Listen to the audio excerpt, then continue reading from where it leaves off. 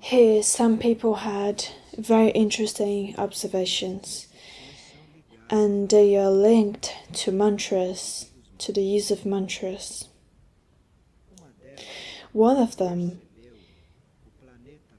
perceived planet Earth permeated by something that seemed like a dark shadow.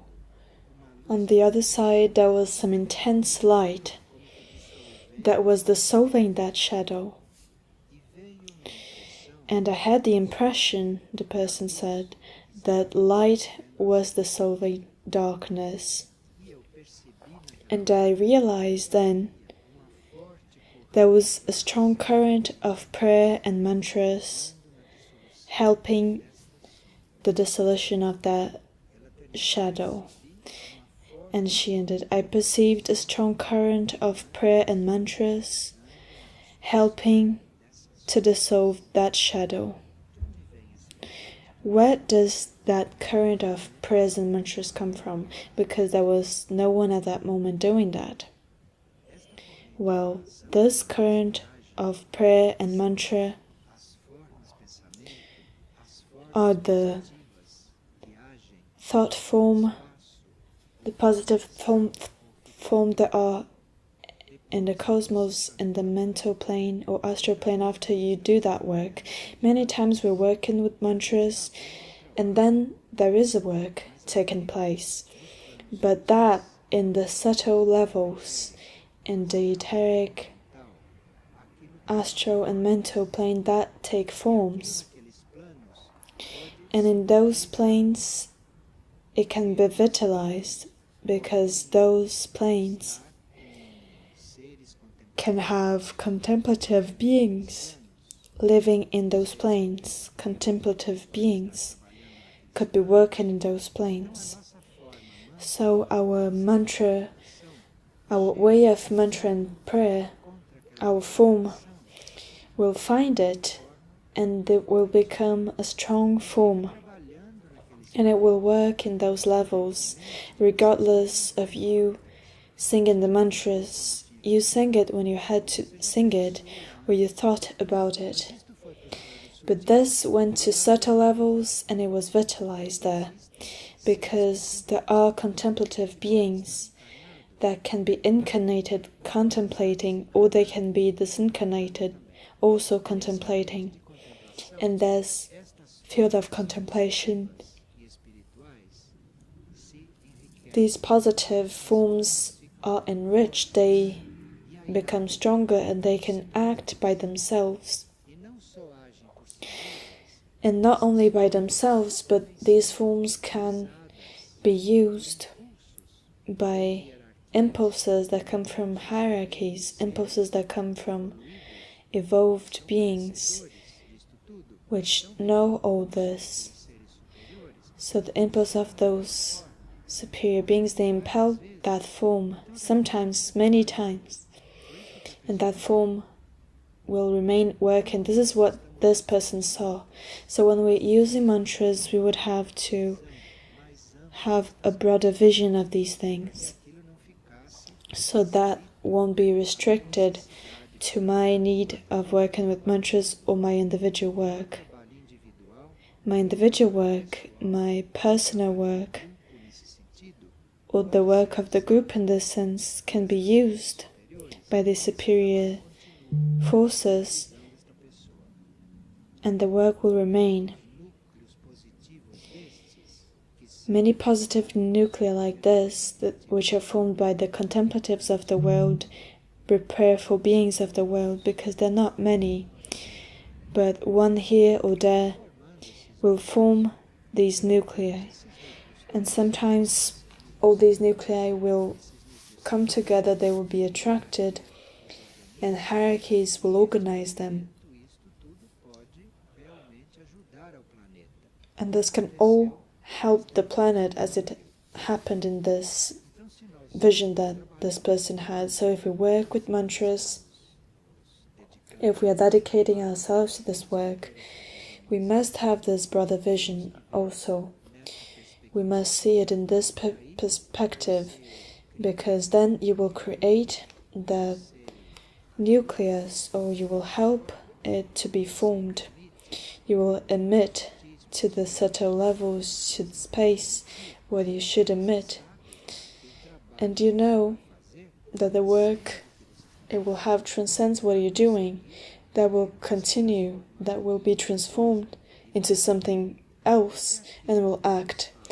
And if that in subtle levels is very vitalized, that will have a planetary effect, like in the vision of this person. And another person perceived a very wide energy that was coming down and permeating. There was something feminine at the same time, and it was bringing the energy of mantras. It was clarity and definition of goal, and it was filling us. It seemed to bring us the message of a new moment, encouraging us to assume the task in a renewed and complete way. The mantra is having a different work here. The mantra here was used by what they call to be a feminine energy, by a certain kind of energy, and it was given back to the beings that use it, to that nucleus that produced it. And as that came back, energized by that feminine part of energy, that brought the message of a new moment, encouraging us to assume the task in a renewed and complete way. So it seems like the mantra is always the same. It is always repeating. But every time it acts, it produces a renewal. And we feel renewed, but saying the same thing. But energy there will be renewed, will be reborn. Although it's the same mantra that is new each time and will go back, bringing you renewal. So it's not in the formula, in the external formula. Renewal is an energy, and the energy that manifested that, the source of which you connect with. You connect there, and that is renewed. It was a renewal of vows, with impulse towards a new cycle, a new moment, which had a more defined purpose. So the mantra was already helping people to know the plan more. It was helping people define more in the face of a purpose,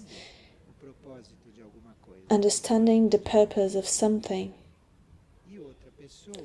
And another person is before the mantras in a different way.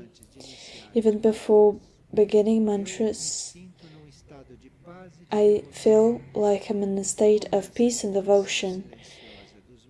The silent invocation of mantras begin, which come spontaneously to my consciousness. They don't need to do much anymore. It starts to take place in their consciousness because there is a mechanism created there. So they begin mantras, they place themselves in that state, they feel peace and a very simple devotion, and then they will see that something begins to happen without they having to do anything. And another person saw, while they were working with the mantras, they saw a path of light emerging before the group innerly.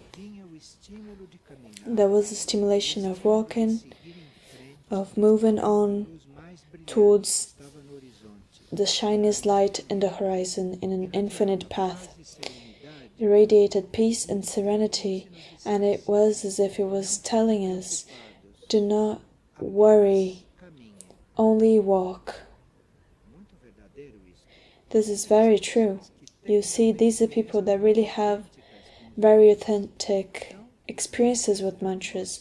So mantras for us are very current because it's leading us to clearer visions of certain realities. And there was a peace and serenity that were very great, and for them not to worry about anything. Worry only to walk, not to stop. For them not to stop, because when we're worried about something, we are all concentrated there and we stop walking. So it's about walking and not remain worried about things around in the path. Keep walking because the path will solve it. The path will change your step, and when you change the stage, you see things in a different way, you live things in a different way, you do everything in a different way, and things will be different. So walk and don't stop for anything. I think there are people that can walk and worry at the same time. The important thing is not stop walking, because if we keep walking, one day we will end up not having to worry anymore, because why would we worry about? Mantras place us in this state, and we can reach this kind of calmness and balance without having to struggle a lot, because the energy of the mantra does a lot. The energy of the mantra is the answer for those who were devotees. It's the answer for those who were seeking, those who were looking for harmony, for elevation. The mantras that we have available here are all incomprehensible and mantras that can't be translated because it's a language that we only know by hearing, but there is no dictionary for this language. So we hear a sound, but we don't have a dictionary when we'll see what this means, because what it means is not important. That sound, that energy is important, represented by that sound, and that works on you, that creates these possibilities. So we are in the face of a new situation, a new stage, with some possibilities of having a different energy among us, or having some different energy in our lives, in our actions, in everything. This work with mantras is very connected to devotion. It's very connected to you being dedicated, you being a devotee of this energy, being a devotee of the source that sends and gives us energy. And it certainly is a hierarchical source that knows the directions that certain things can have in an evolutionary plan. So if we don't know the evolutionary plan exactly, if we don't have the possibility of consciously knowing what are the parts of the plan that we must fulfill,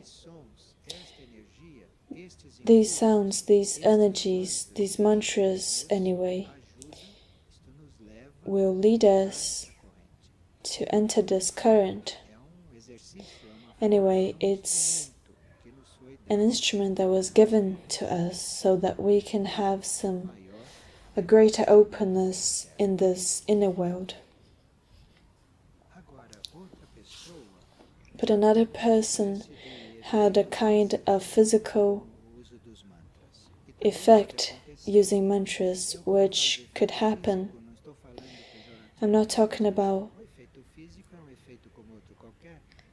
it's like any other effect. So singing mantras and working with mantras, I could perceive special. So a mantra stimulated their etheric senses, and they started to see in material forms a glance, a light or a radiation that with physical eyes we can't see. So this was a discovery that a material form is not as dense as we say. It's apparently dense, but it also radiates. It also has light, something that we do not see because our physical eyes are in the planes of physical molecules that compose that formula. But if through a sound, a vibration, an energy, you can stimulate your inner way of seeing, you will end up seeing material forms more complete. So if you look at a material form, you look at a stone, and you see that special light that it has, that in the physical planet it's not so, in the physical planet it's not as visible. If you can see that, and if you confirm that, if you treat that stone, that form as light, as the light that it has, then you will collaborate for the evolution of that form. So you don't collaborate with that form. You collaborate with it when you look at it and you see the light there is within.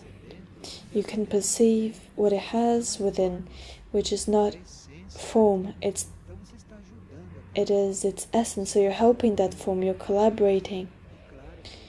And of course, that you walk past a stone, you look at a stone, it seems like the stone didn't react, it didn't change, it seems like it remains being a stone.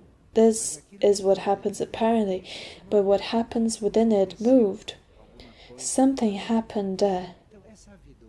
So this hidden life is not for all, because people want immediate results. They want to feel good, they want to feel safe, they want to learn things, they want material immediate results, and they stop living this life.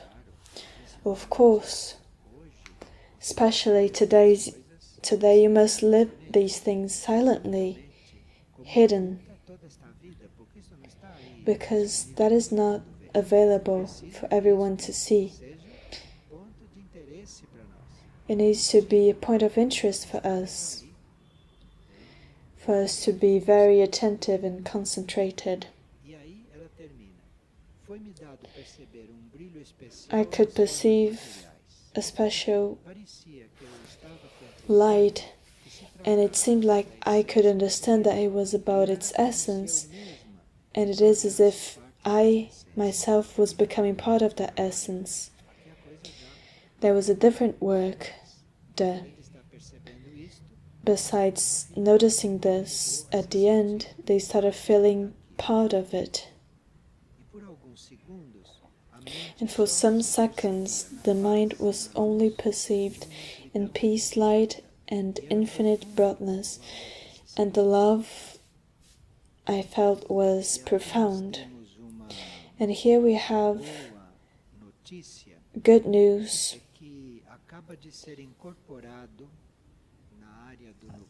In the area of the nucleus serene, which has a forest, we have the whole forest now, because the nucleus only reached a part of the forest, and the biggest part of it, the largest part of it, belonged to neighbors.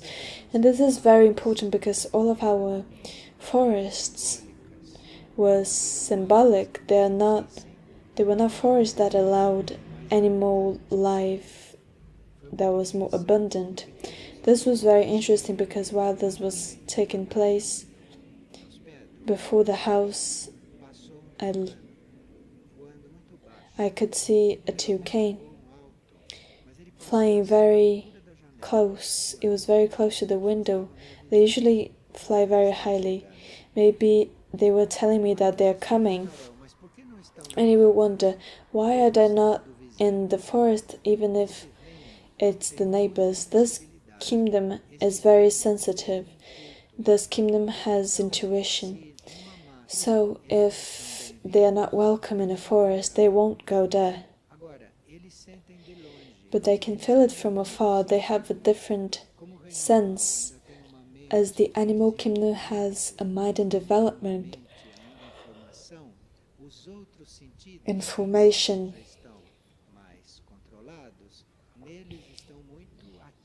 it's very active in them. So animal kingdom, through certain senses and through the governors of its kingdom, they know whose that forest is, whose that river is. They know that somehow. So if it's a forest that welcomes them, they will know, and they will come from far towards that forest. And so that this is not like fantasy, let us talk about a concrete fact. We had a savanna tree which seemed to be sad at the end of its life. It was a tree, a very large tree, but it was not a happy, alive, radiant tree. Everyone saw that tree because it had a branch that crossed a road where we go through. And it was used as a fence.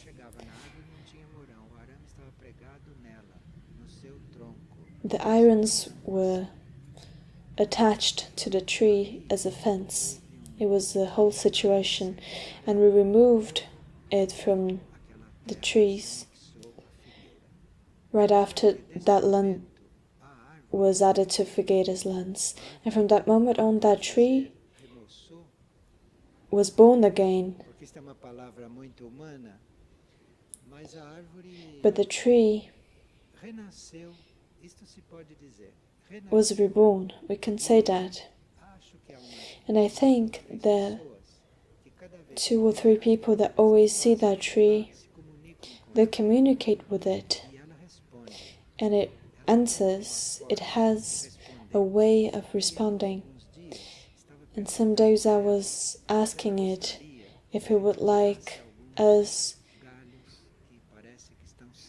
to remove some dry branches that it had, if it wanted us to cut the dry branches so that it can be lighter and not carry so much weight. This was like 2 days ago that I asked it. Definitely, do you want us to trim these branches? The dry branches were all had little leaves. It already answered. And it didn't rain. Behind all this, it's not just a material work. Behind all this, there is the possibility of life for several beings or small entities which would not exist if humankind did not collaborate, if humankind did not participate, if humankind does not become a creator, if we don't become creative, if we don't become united and fraternal with life in general. Certain beings are not formed, certain entities which are not human do not come to help compose general harmony. A spiritual group, a group of people, according to feelings and thoughts that they develop, with their feelings and thoughts, they can create a being which is not human and is not visible. And that being can become part of the environment of nature. That being can emerge apparently out of nowhere. It was not in the plan. It was not in, but the thought, the posture of a group in the face of these things, now manifested, can help this take place.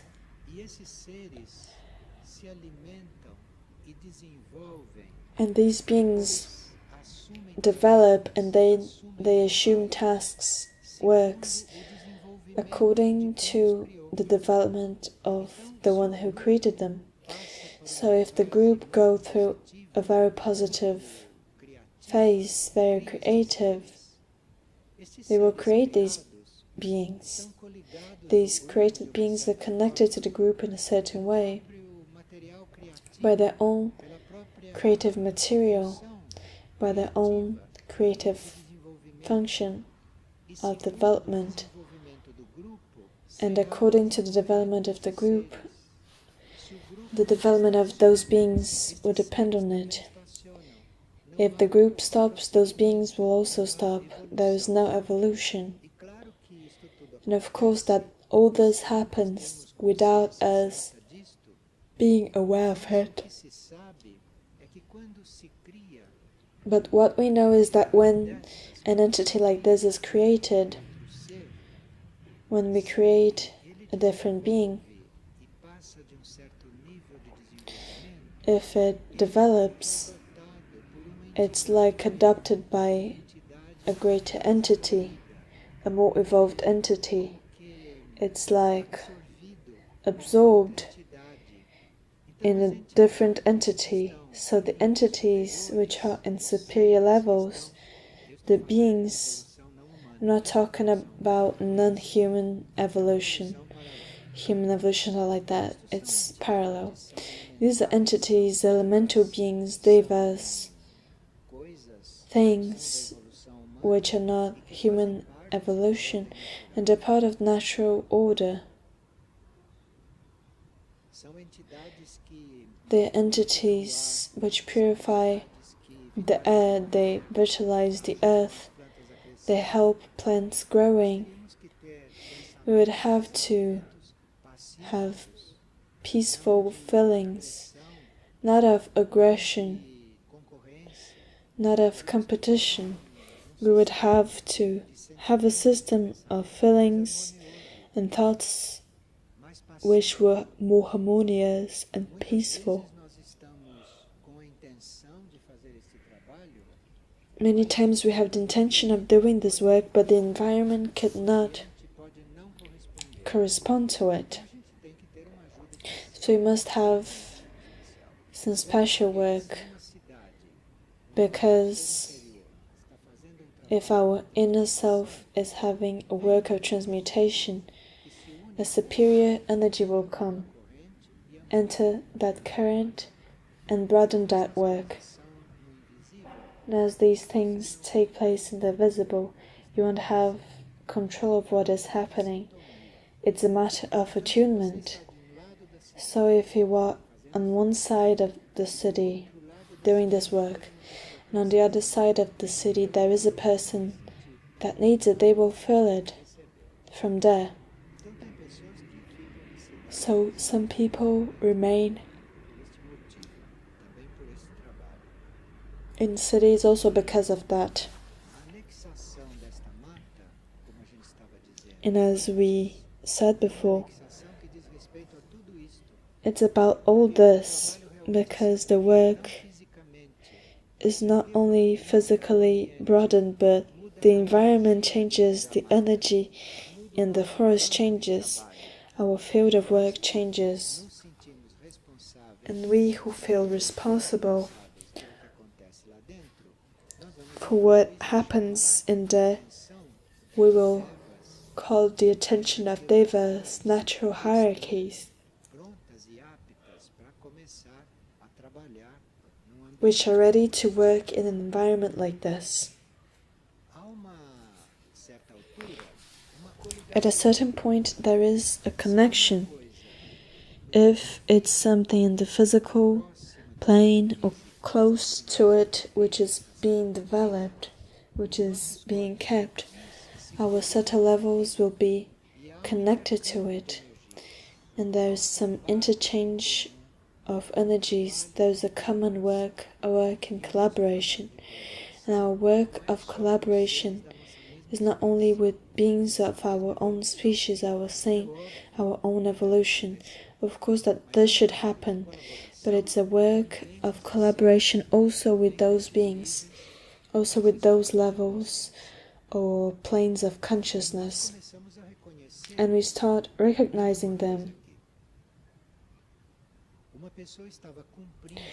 A person was having a night shift between 2 and 4 a.m. in São Paulo. And during that time, this is a time that facilitates certain kinds of interiorization, because from 10:30 p.m. to 2:30 a.m. this is profound sleep. So it means that during those 4 hours we have the possibility of not being cold.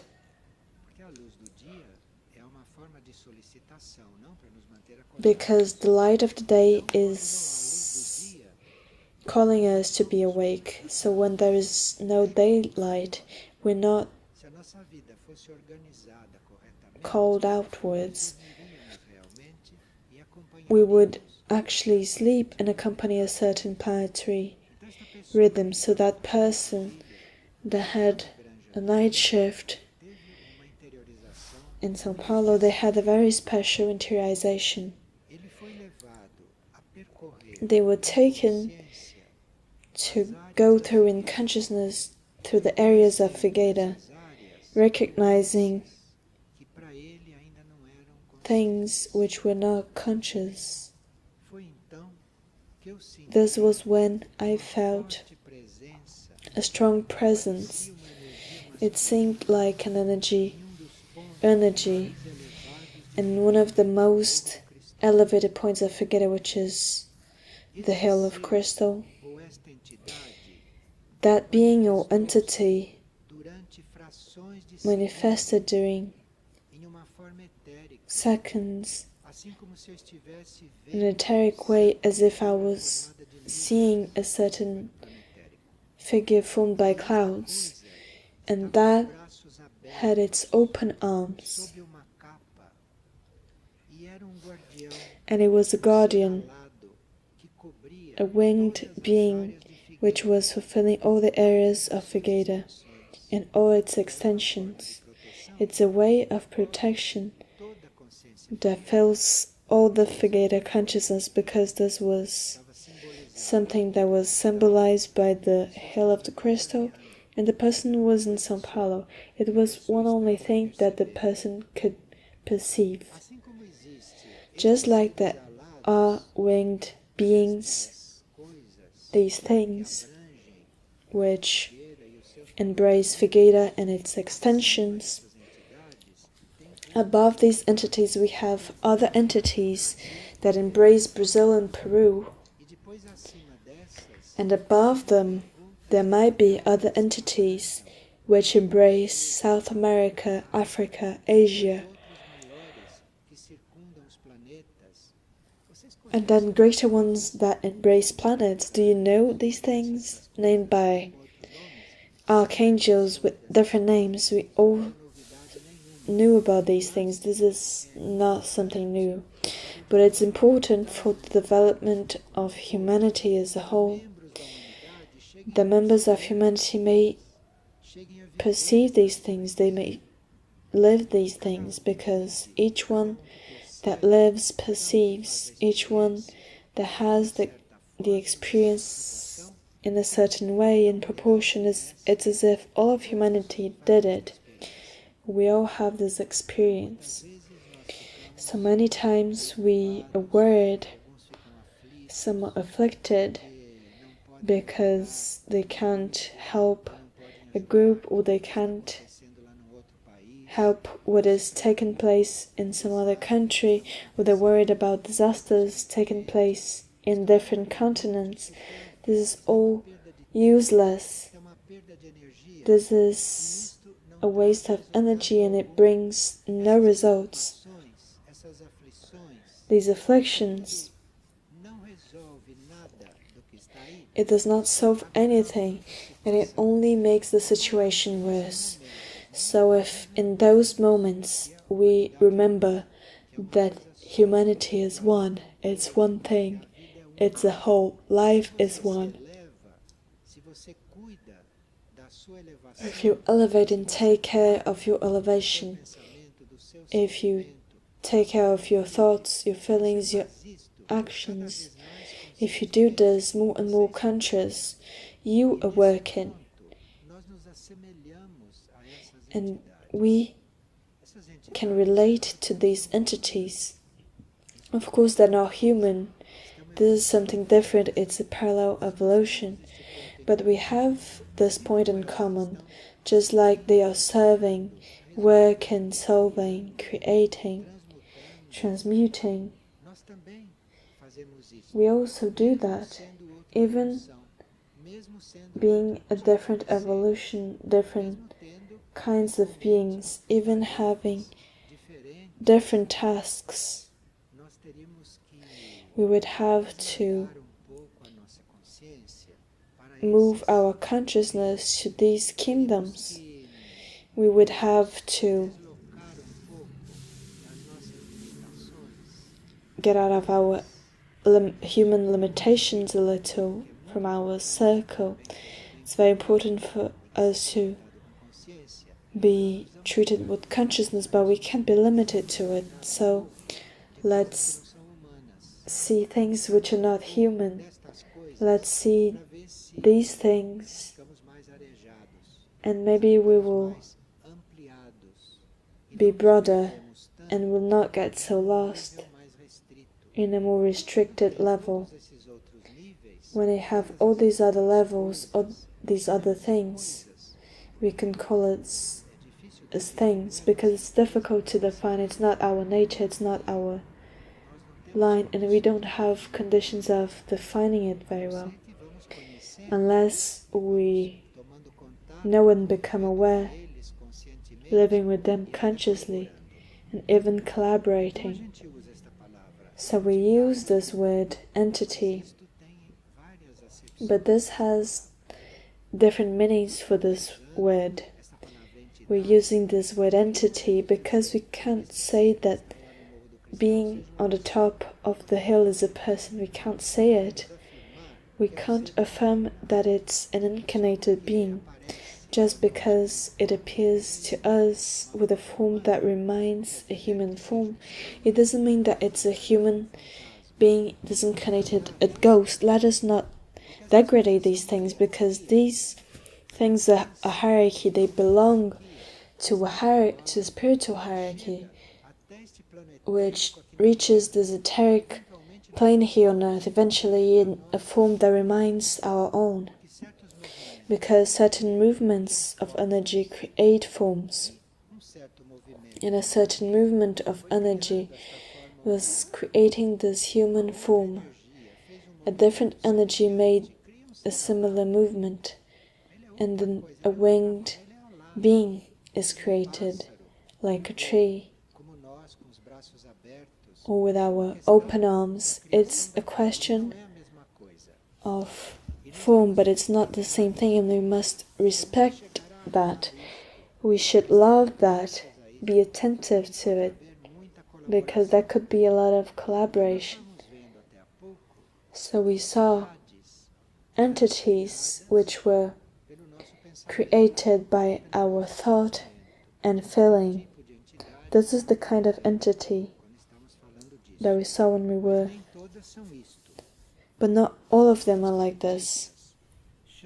Spirits call the astral body an entity, or the more or less materialized mental being of disincarnated beings.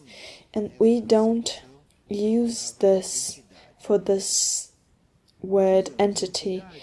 We mean entity for that which is formed by our thoughts, our feelings, or by a group which may be creative, expecting to create something positive, creating something creative and not destroying.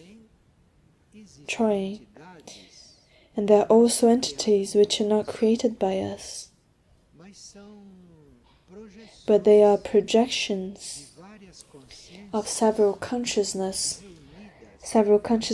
that when they united they form a group. So it could be someone of a more evolved consciousness, some beings in the spiritual plane. These consciousnesses, at a certain point of their evolution, they can gather and not have the path of individual consciousness anymore, you see. So there are individual consciousnesses that have a line of improving, but there are other consciousnesses that unite to others, so they become nucleus, which are not individuals anymore. So this is a different kind of entity. So if at a certain point we could perceive there is an entity here, we shouldn't call that an individual. It's not a being incarnated here. It's not a guide incarnated here. If there has been an entity formed here, all of our consciousnesses, something that came from spiritual, and it formed a nucleus which is not the individual, but it's a small nucleus.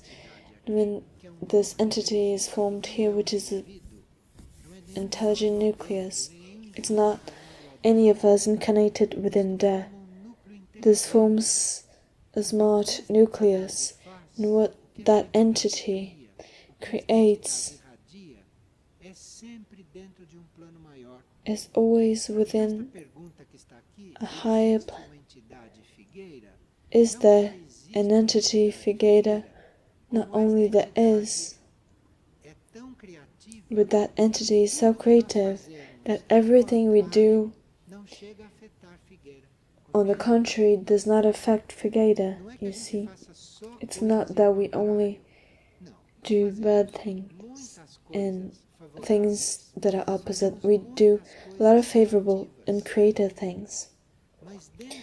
But among all the creative things that we do a lot of opposite things unconsciously, because we're not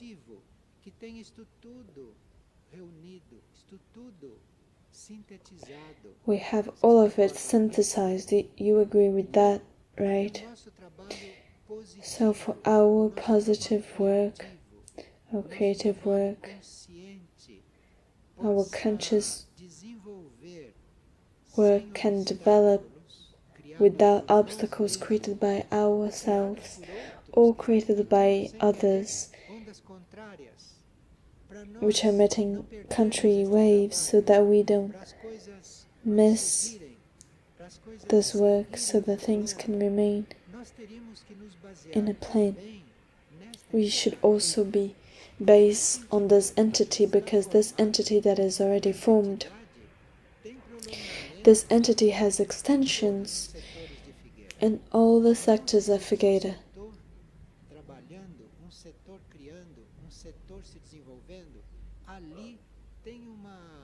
So if we have a sector being developed, it's an extension of that entity. Of course, that the whole entity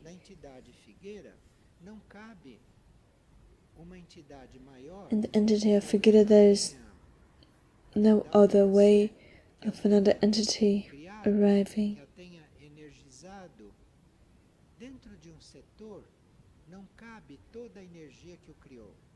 In a sector, there is no all the energy that it created. In an entity, the greater entity that, as well as within the great entity, it's not as if it was. So we must have this schedule of values, not as superior things to us, because when things are really evolved, they don't judge as superior, but we must have these values for us to have a reference vision.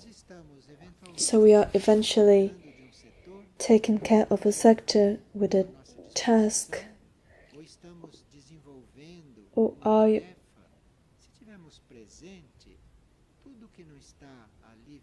everything that is not visible, explicit there, values the work of energy a lot. It makes it be much more liver.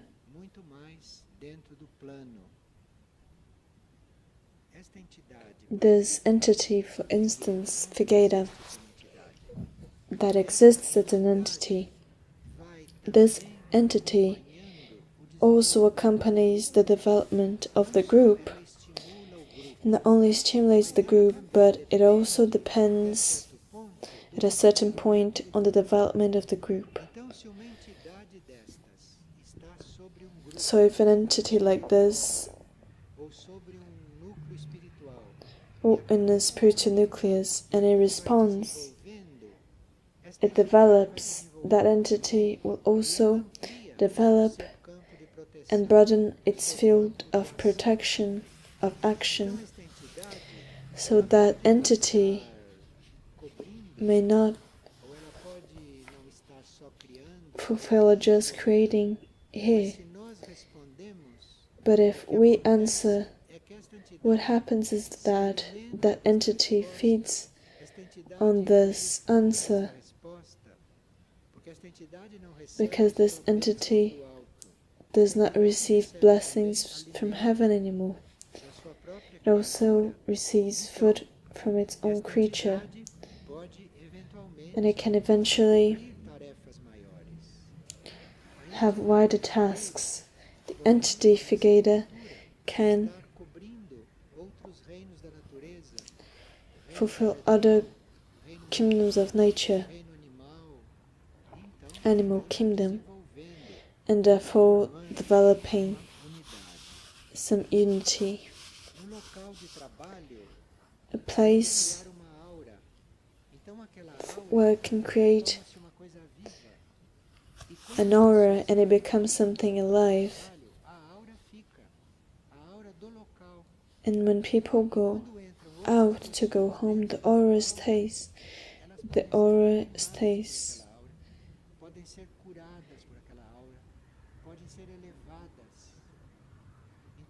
They can be elevated. So each place has an aura.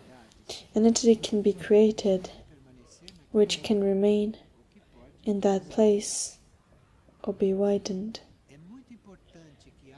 It's very important there is a created identity somewhere like this, because when this entity develops, it enters in contact with established patterns for that group, and none of our plans can reach these patterns beyond a certain point. So we can achieve with our comprehension, with our mind, we can reach a certain pattern. But if there is an entity created, it will go beyond.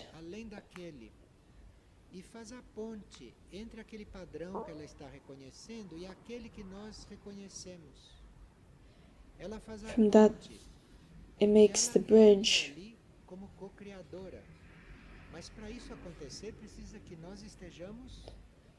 But for this to happen, it's necessary to be attuned with this our intention, our action, our life, after all, needs to be attuned with all this, needs to be in harmony with all this.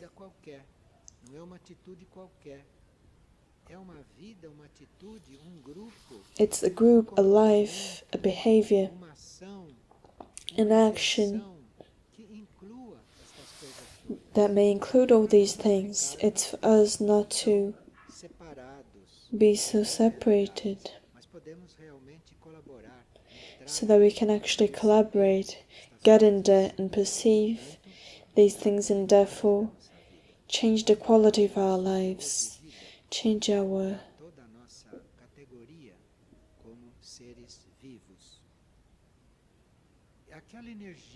that energy or strength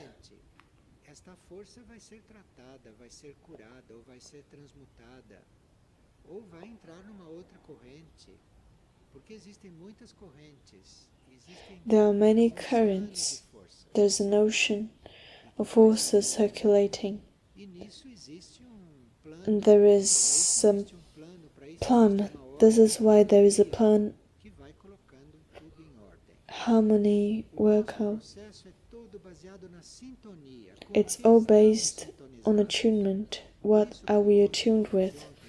This is why when there was a certain international disaster, we changed the topic, because we shouldn't be attuned with that. Attuning to that means to confirm the work of those forces. We need to choose the forces we connect with. We need to make an option. What are we connected with? Because then we'll form a path and we will work. But all know that in this planet, the forces of light and evolutionary forces will prevail. Everyone knows this innerly, even though externally this may not be how it seems. But this external situation, this does not mean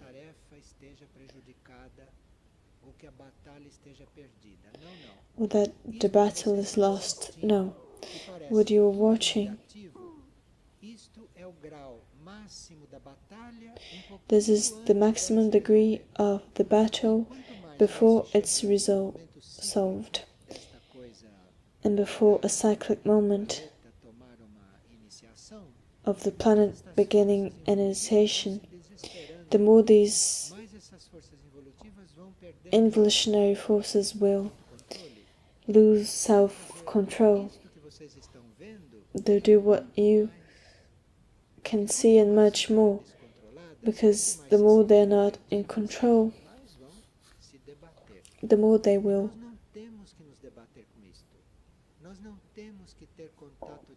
We don't need to have direct contact with this.